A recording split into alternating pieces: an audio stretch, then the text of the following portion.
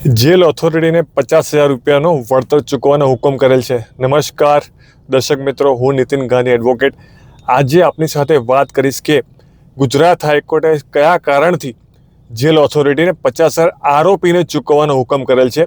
જેનું કારણ એ હતું કે આરોપીની સજા પૂર્ણ થઈ ગયેલી છે, તે પછી પણ 2 મહિના સુધી એ આરોપીને કસ્ટડીમાં રાખવામાં આવ્યો હતો। જે પછી નામદાર ગુજરાત હાઈકોર્ટે જેલ ઓથોરિટીને એ વ્યક્તિના ખાતામાં સીધા 50,000 રૂપિયા વળતરનો હુકમ ચૂકવવાનો કરેલ છે।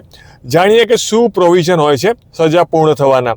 સામાન્ય રીતે જો આરોપીને 10 વર્ષથી કેદ થયેલ છે, એવા સંજોગોમાં આરોપીએ જામીન પહેલાં જે પણ સમય જેલમાં વિતાવે એ કાપ્યા પછી જે બાકી રહેતી સજા પૂર્ણ થઈ જાય તો એને સમગ્ર જે સજા છે એ કાઉન્ટ કરીને અને એક્ઝેક્ટ 10 વર્ષ કાઉન્ટ કર્યા પછી એને છોડી દેવાનો હોય છે। પણ માત્ર ને માત્ર આ કેસમાં જ્યારે જેલ ઓથોરિટીએ ભૂલ કરેલી કે આરોપીને સજા હજી પૂર્ણ નથી થઈ, એવા કેસમાં ગુજરાત હાઈકોર્ટે કડક વલણ લઈને અને આવો હુકમ કરેલ છે।